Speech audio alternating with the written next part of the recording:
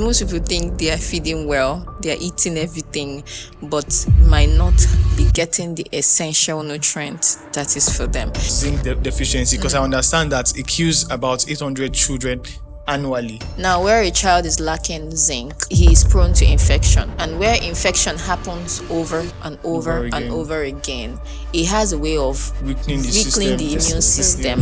You know, there's a difference between hot sun and vitamin D. So most people actually walk under hot sun and think that they are receiving vitamin D. Yeah. Something about iodine is that apart from the appearance we see, it has a very big role to play in cognitive development, especially for children. Some ladies now invest mostly in supplements, but they don't even have knowledge. They are not knowledgeable about supplement because there are some ways you take supplement becomes toxic to the body.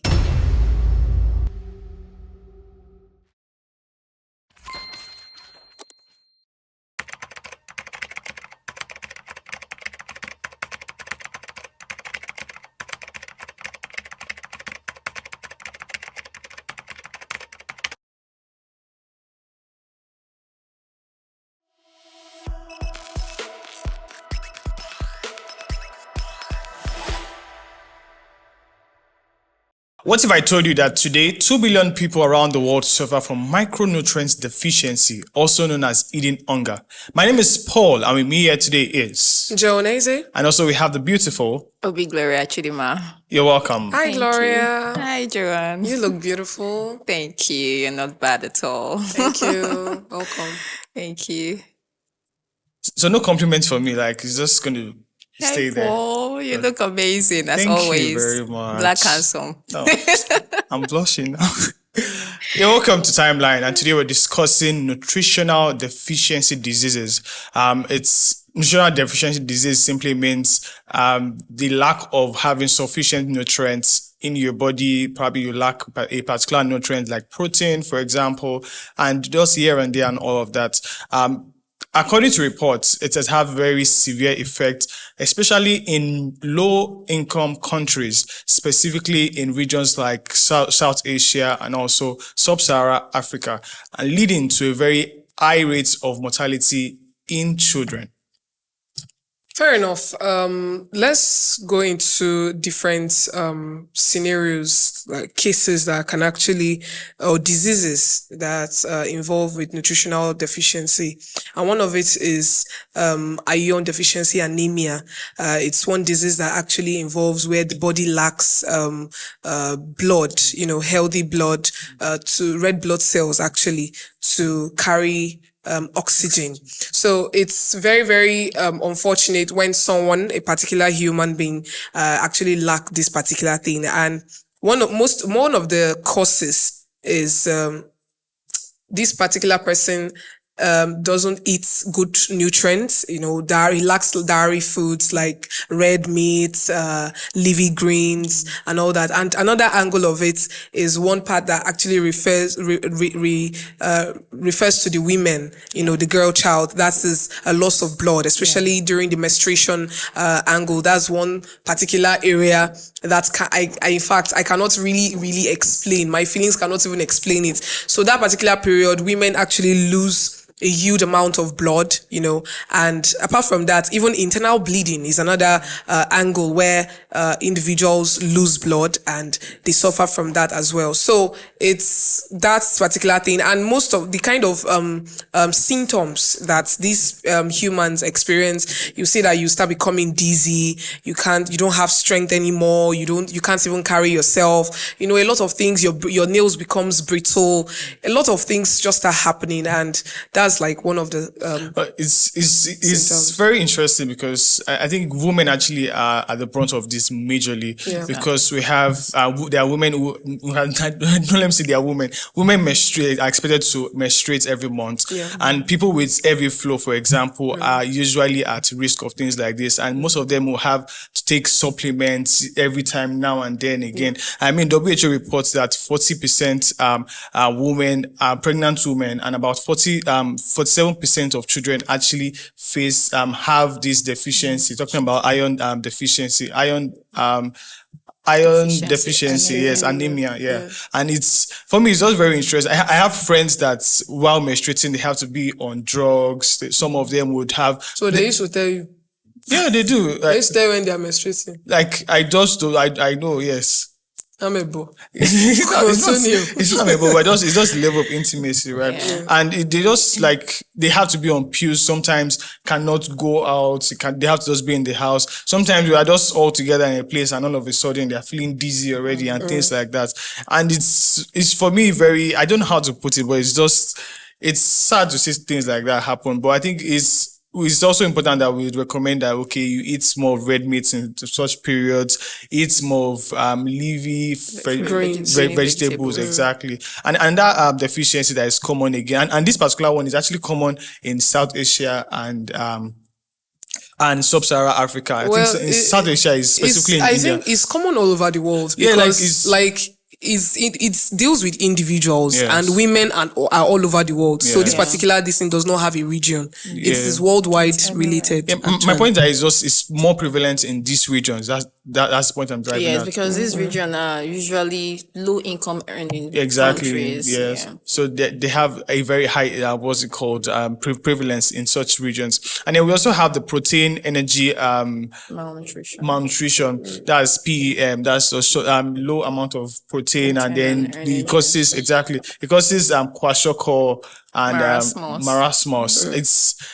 And for me, the whole thing for kwashiorkor now, for example, I think I knew what kwashiorkor was right since primary school. Like, because I remember vividly that my science teacher then brought a picture of someone that was suffering from kwashiorkor and one that was LD. And one of the things I still remember so much is the tiny legs, the big head, the big stomach, big head, big stomach, and things like that. tiny hands. Yeah.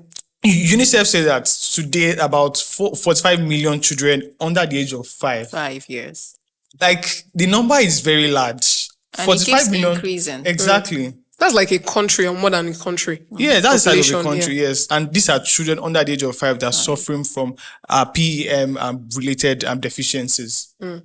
So, most times, like we said, low income earning countries usually face these things because, one, they are poor. The rate of poverty is another thing. And then, when there is poverty, education is at the minimal. Yeah. So most times people are not educated. Apart from being poor, people are not educated. And some of them are not receptive to education. I mean, we've had UNICEF, UN, WHO send aids to people, still say things, nutrition education. But the problem we have is reception. It's very hard for people to receive education. So most times we have episodes of PEM, protein-energy malnutrition. We have iron deficiency anemia. And to even say that vitamin A and iron are two nutrients that it's very hard to find in food. They are really, really hard to find in food. So, you have to go extra mile to, do them. Unlike some nutrients that are already in the food. Do you understand? There are some nutrients already in food, maybe from the soil, but vitamin A and iron, they are really, really hard to find in food. You don't see casually iron in milk. Milk is not, iron is not even abundant in milk. And milk is food. They are foods that children consume under 5 children. So this is where, things like fortification comes in, but we'll talk about that later. But the thing is, the alarming rate of malnutrition is a major cause for concern. If nothing is done about it, it will keep going. The numbers will keep increasing. Exactly. Years back, it wasn't this much. Yes. So it's not just the iron, and also you mentioned earlier of vitamin A that leads to night blindness and things like that. And WHO reports that if we're not careful, like for over 250 million children at risk of having this deficiency, vitamin A deficiency. And I mean, sight is something that is very important. Yes. Not to talk about other things that come with it. With you losing your sight is you losing a lot of things. Honestly. So it's just imagine where someone cannot see well and things like that, have weak eyes. There are only times where you can see and all of that. I mean, Like, so it's really hard. The part I want to even enter into is this vitamin D. You know, there's a difference between hot sun and vitamin D. So most people actually walk under hot sun and think that they are receiving vitamin D. Yeah. So this brings me to, there's a deficiency, especially in countries that don't have sunlight and all that. So there are two people involved here. People that mistake vitamin D for another thing, and people that don't even have access to vitamin D in the first place. So vitamin D is another deficiency that when it is not there, it's very, very crucial. Like your body, your bones, in fact, you're not even healthy at all. Yes. So it's something that we need to even draw to their attention. I think it makes more sense now because on days that I do not go out, right? Just probably just locked indoors. I just noticed that my bones begin to pain me. They are weak. Exactly. My body is unnecessarily weak because I mean, it's not a case of I didn't do anything today, so why should my body be paining me? And you know that it's like a two-way thing. Yeah. Like when the sun doesn't touch your skin, in your mind, you will be looking fresh. Yes. But your bones are suffering. But remember that your bones need to be working so that your skin, I don't know, Sha, so that it will look fresh. Like you can actually be doing the two at the same time. Like it's a two-way thing. Yeah. You know, that early morning sun. You know, when people are going out in the morning, they always have I don't want to go out. That's the sun. That's the vitamin D that you need. Yes. So like, can you like try to remind us of the timing again? Because like I said, from 7:30 to 8:30. But that's for here in Africa. Mild, here in Africa, that mild sun, it could give you prickle heat.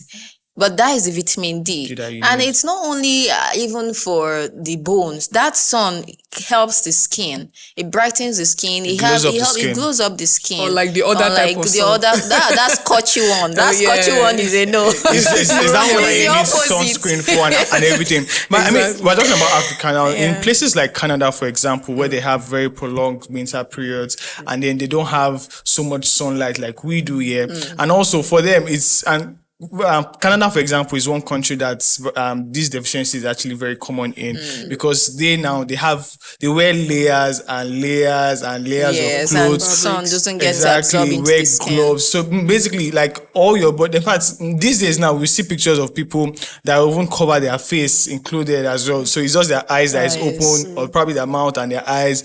More like wearing the famous masks that we know that chiefs wear, right? People now wear it even just to protect themselves from cold. And with all of this, right, there's usually the restriction from sunlight, from touching their skin, which is needed to be able to ensure that they have this vitamin D we're talking about. Or probably apart from the sun, this vitamin D can also be gotten from food.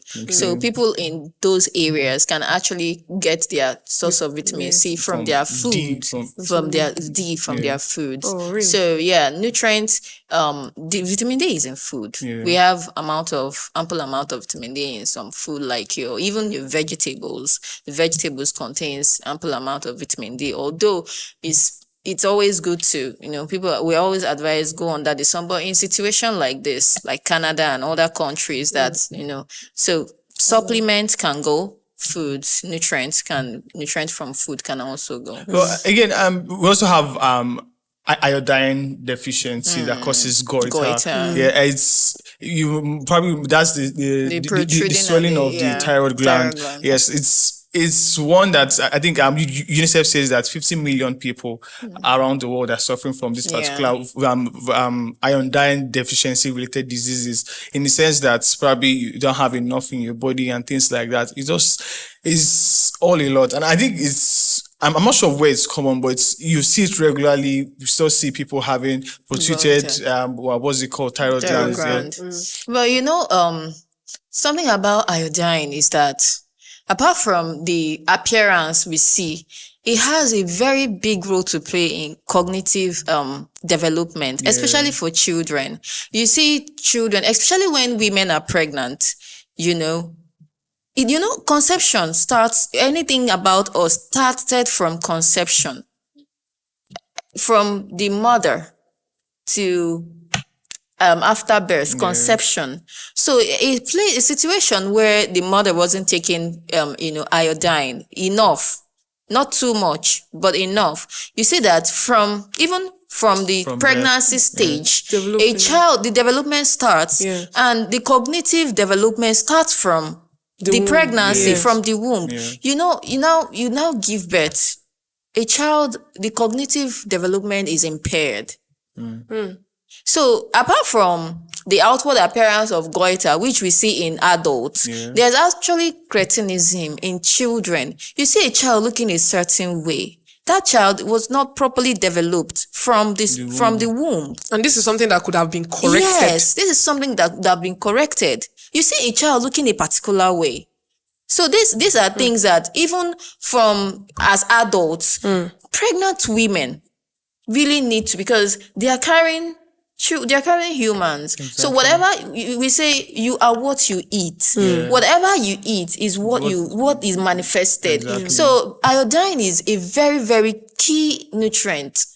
Very key, because it has to do to be in our diet. Because where a child is not well developed mentally, over time, this child will not be able to be productive. It's a chronic thing. It happens all through the life, all through the lifetime of that child. So meaning that if a child comes out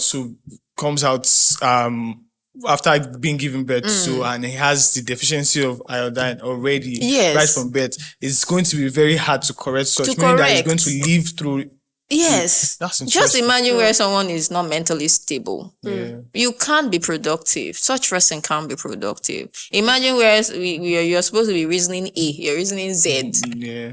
Well, again, the final one I want us to just quickly breeze on is zinc deficiency, because I understand that it kills about 800 children annually. So, could you just break that particular one on zinc? Zinc is a nutrient that helps infection.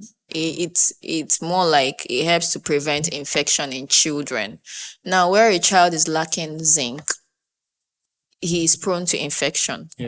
And where infection happens over and over and over again, it has a way of weakening the immune system.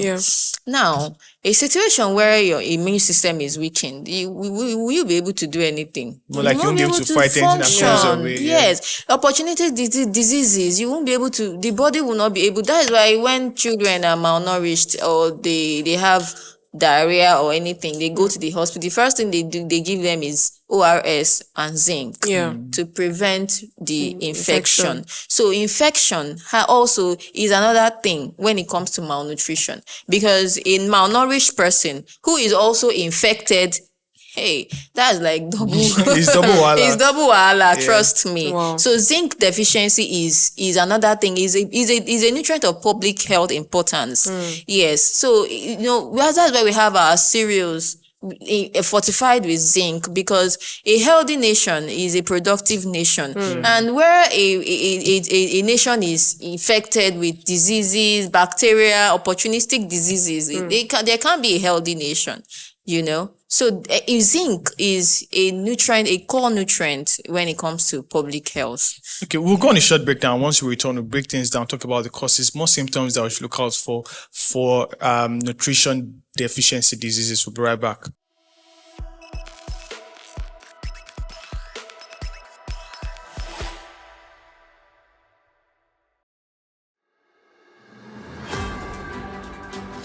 Every day, amazing stories of hope and tenacity unfold across the globe. On Hued Hour, we dive into these inspiring tales and discuss the vital work being done in the humanitarian and development space. Humanity has never faced a shortage of challenges, yet we rise stronger through teamwork and determination. Though these remedies are often underreported, on Hued Hour, we advocate sustainable solutions. We bring you the latest and most impactful news on how lives are being changed. We engage with young change makers and experts who provide valuable insights into relief efforts and the challenges faced by local communities through a global perspective. Join us every Wednesday by 8 a.m. on Huge Network's YouTube channel as we embark on this journey of positive change.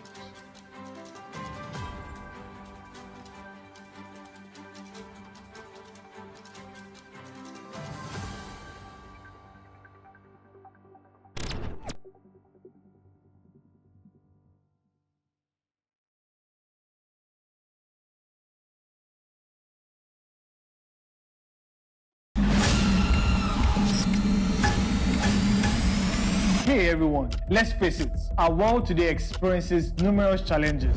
And guess what? Our community isn't off the hook either. Most of the world issues are either not talked about enough or never talked about at all. But here on Timeline, we've got you covered.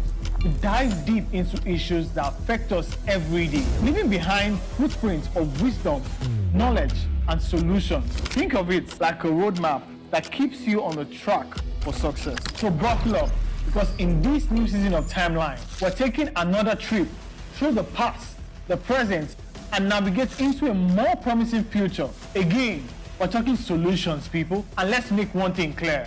This is not your average blah, blah, blah convo. This is real talk with a side of inspiration and a sprinkle of wow. I never thought about it like that. I'm your host on this impactful ride. Together, we'll tackle the tough stuff, laugh a little, and find ourselves on the path to positive change. So what are you waiting for? Season 2 of Timeline will be loaded. Let's get started. Hop in, and let's drive straight into the heart of issues shaping our world. Let's go. Oh, one more thing. Hit that subscribe button and let's take this ride together.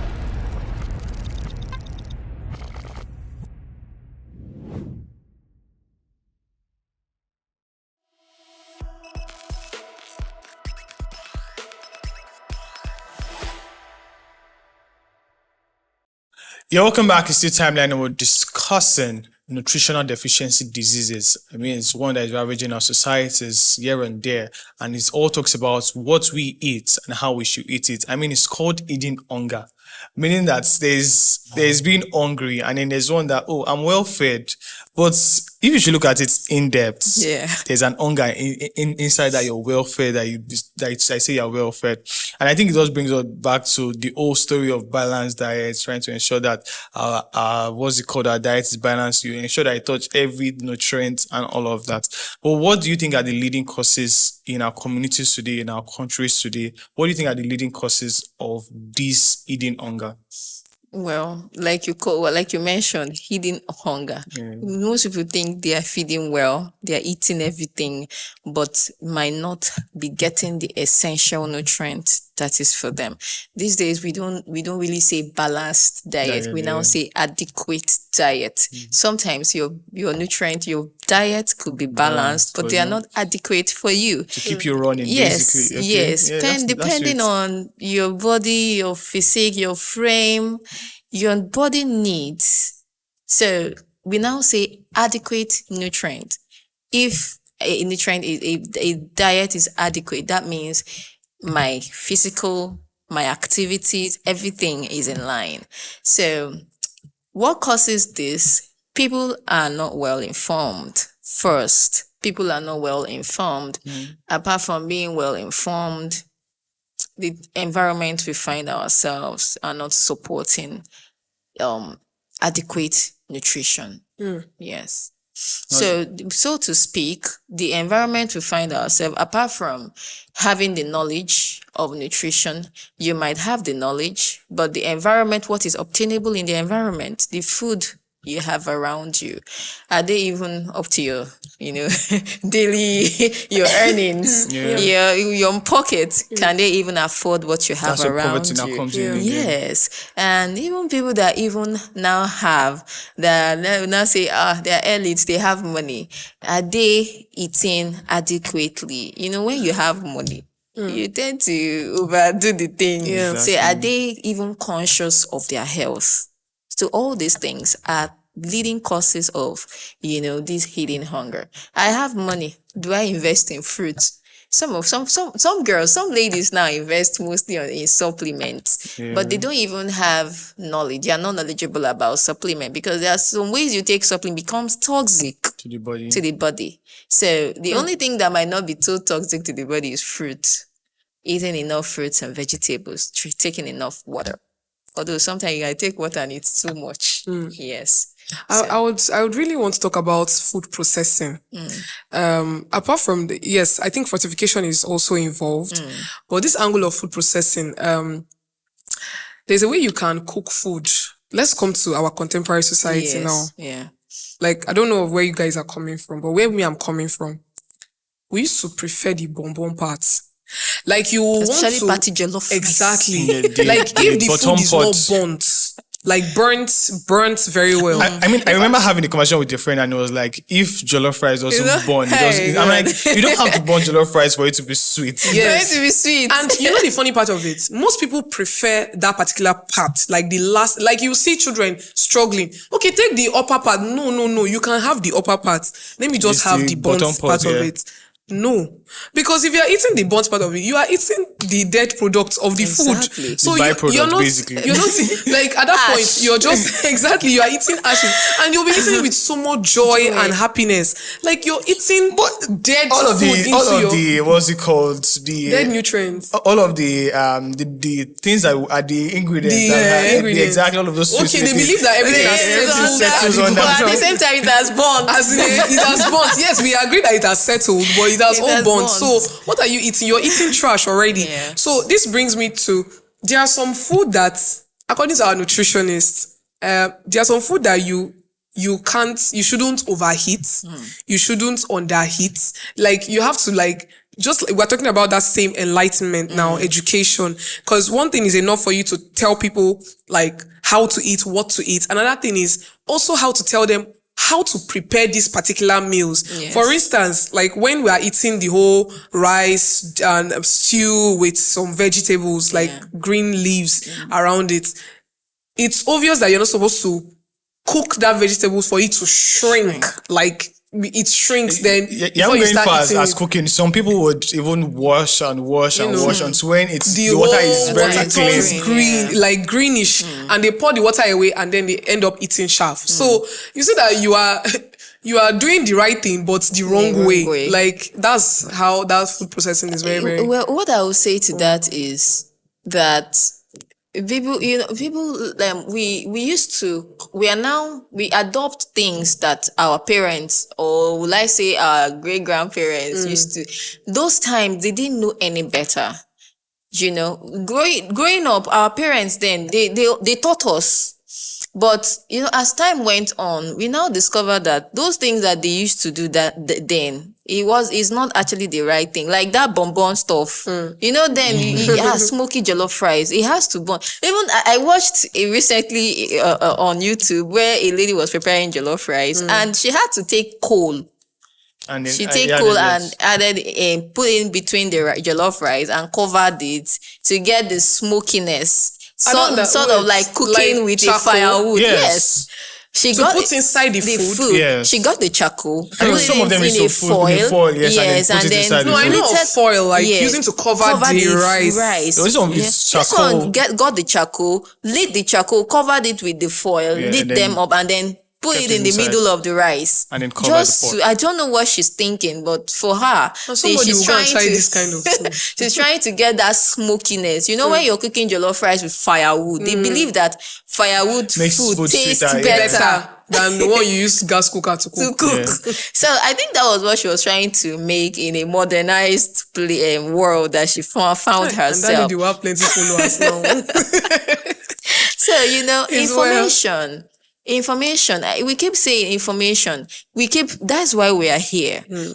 We keep advising people, this is the right way to do it. You don't overcook vegetables. Yeah. You don't overcook, you can cook your rice in a way that it is very, very soft depending on who is eating it. When a child is eating rice, it's not the same as an adult. As an adult, I might decide I want my rice to just not too overcooked. But for the child, you have to overcook it. That is rice. But even now, we now have vegetables. You don't have to overcook vegetables because these nutrients need to be fresh. Most of them are water-soluble nutrients. When you overcook them, they flush out with the water. Like, speaking of, sorry, I want to give an instance. Speaking of this rice thing you said, there's this, I don't know, I'm going to drag this person, but I'm not going to mention her name. There's this caterer, like she calls herself a caterer. She calls herself a caterer.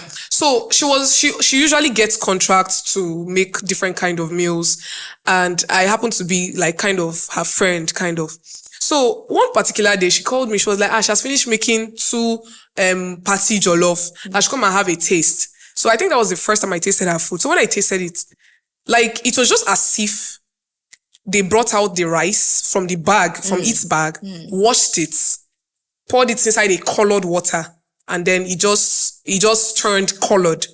Like the rice, what I'm trying to say, it was so hard. So I looked at her, I was like, are you done cooking? She said yes, that she wants to even start offloading it inside the cooler. I say, wait, like you are taking this food now to the people that are going to eat. She said yes, that is it not sweet? I said it's sweet, but is it not too hard? It's too hard. She was like, that's the concept. That's what she said to me. That's the concept, that if it is too soft, people will reject it and it might get spoiled easily. I was like, get spoiled? But you're putting this inside cooler. And cooler, what we know about cooler is meant to preserve the food till to make it still hot till it's time for them to, item 7 and all that. So she was like, no, that's the concept. It has to it has to be hard.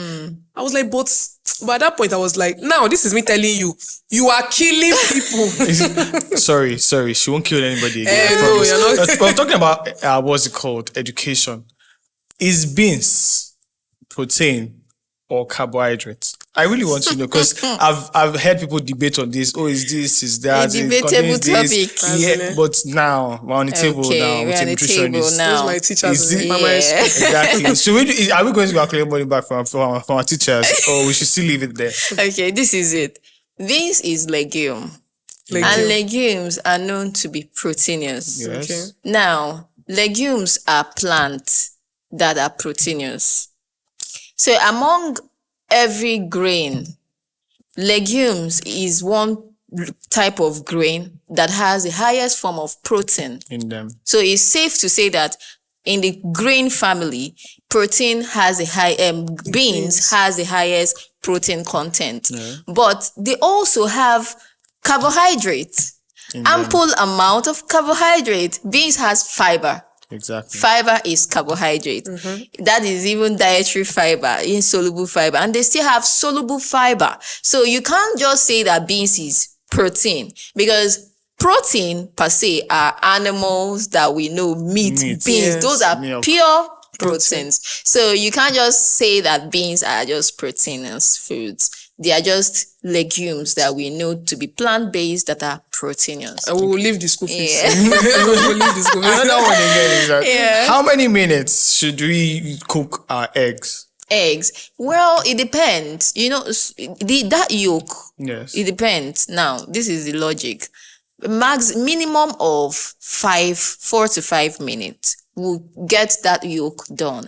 But some people like that yolk really soft. The problem with egg is that they have the tendency of having a microorganism, salmonella species. So if you don't cook it very well, you're inherently consuming that microorganism. Yeah. So it's always best to cook at least 5 minutes to get, on the minimum. But if you want to go further, maybe 6, 7, 8 minutes, you can have.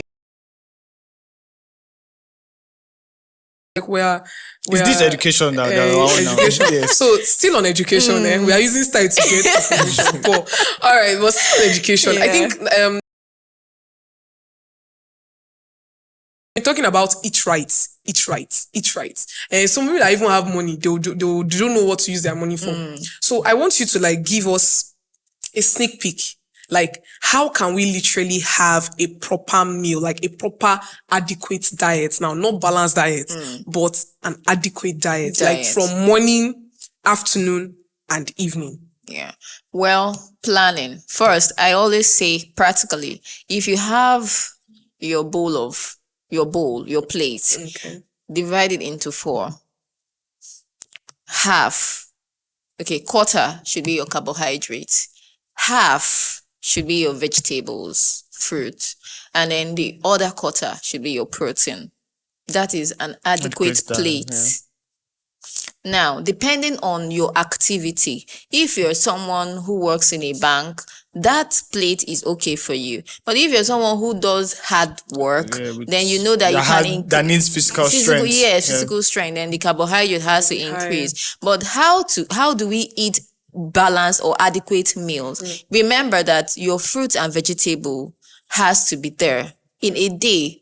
The WHO recommends at least 80 grams of fruit in a day. Any kind of fruit. Any kind of fruit. So inherently, you go like 5 a day. 5 a day. You can have your banana, two fingers of banana in the morning. In the afternoon, you can have your citrus. In the night, if you can afford apple, you can have 1 apple. And then maybe before you go to bed, you can just have cucumber. You just have a way of planning these things and make sure that you have 5 a day. Then water. You make sure that you take 8 liters of water per day, 6 to 8 if you can. So if you have this liter or maybe 1 liter of can, you can just be filling them, and you know that in a day you can take 6 to 7 liters of water. So these are practical ways that you can actually do and have an adequate meal. And then fibers are really, really important. We have rice. We eat rice. But if you can even have beans together with your rice. The truth is that if you eat rice and beans without even meat and fish, you've had a complete meal. Okay. Yes, you've had a complete protein. You've had complete essential nutrients, because beans and rice makes a complete meal. Interesting. So there are ways to do this thing. One thing is planning yourself, planning the budget. If you have little money, if I have 5 naira, how do I make sure that this 5 naira buys me food? If I can't afford fish or meat, I can go for crayfish. Okay. So we all of this that have been said, really, right? How does all of this malnutrition, how does it affect children? How does it affect adults? How does it also affect pregnant women? Because UNICEF says that one of the reasons of wasting now is because of the PEM, like the Protein-Energy Malnutrition. That's why we have high numbers of wasting now in our environment.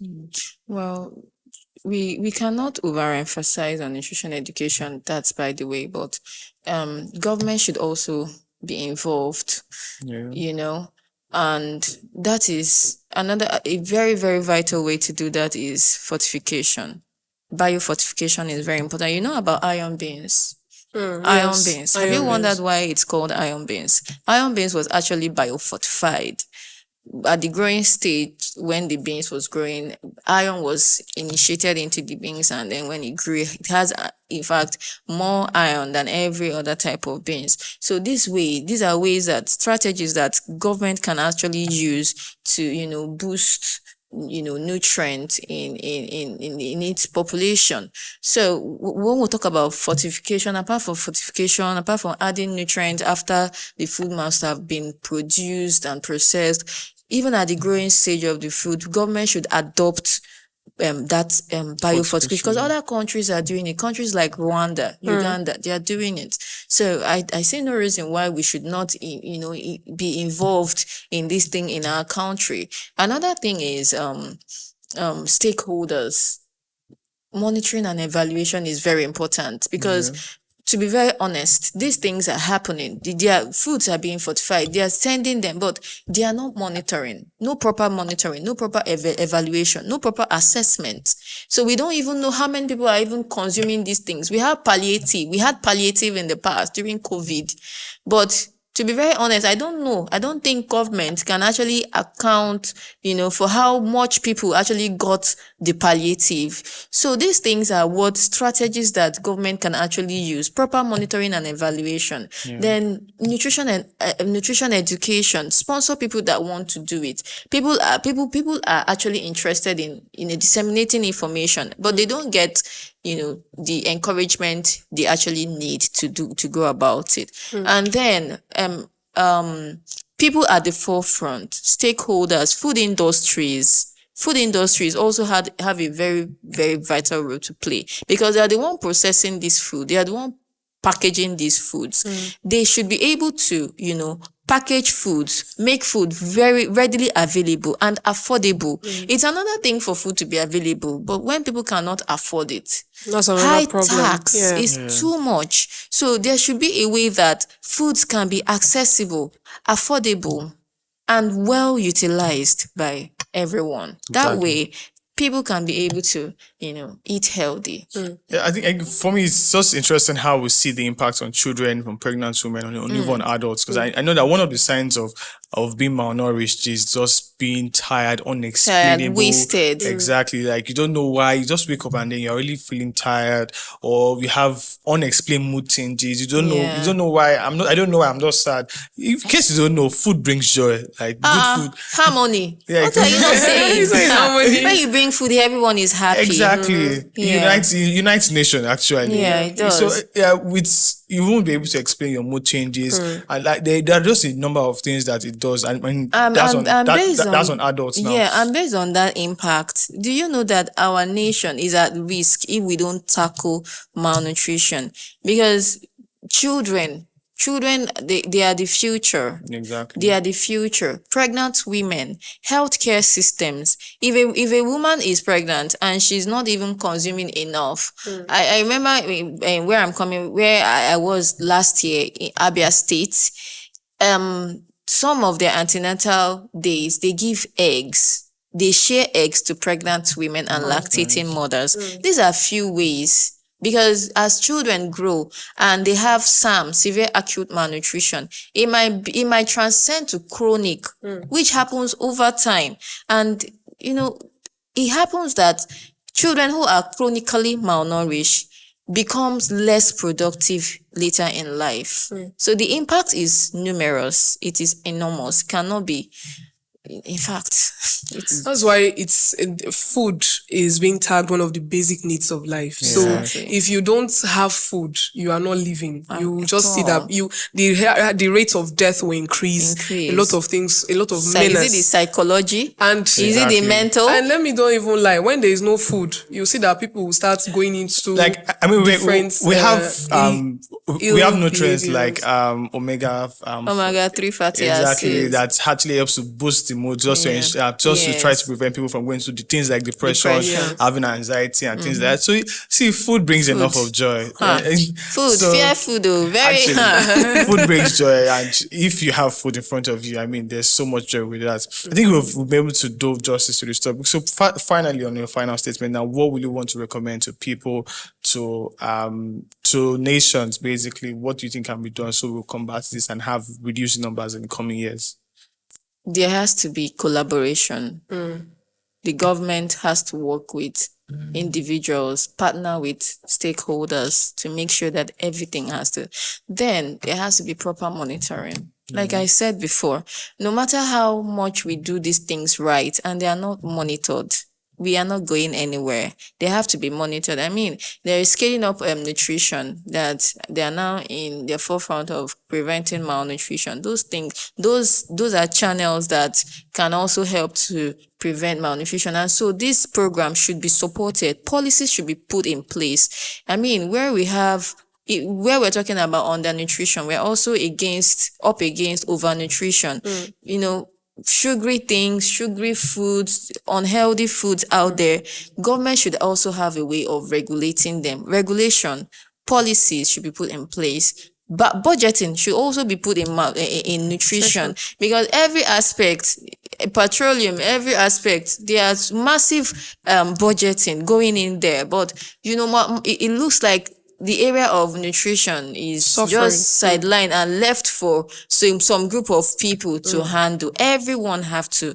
It's a collaboration. It's a collaborative effort. Yeah, thank you very much. Well, I believe that you've actually said it all. And there was a statement you made when people bring it to people and they resist it. I think another thing is you talked about checking. I would talk about consistency. Consistency is very, very important because you as a nutritionist, I'm just taking for instance, you can't go to someone who doesn't have and preach about feeding well. Exactly. The person has to have. Yes. Then you now direct the person on how to feed. So this is me still narrowing it down to another line based on poverty. People should be empowered, to produce for themselves, to produce for the nation, and to help themselves to live right and live good and live healthy, because it's someone who has something in their hands and have access to food, because there's one to have access to food or to have food, another thing is to have access to it. So that's my take.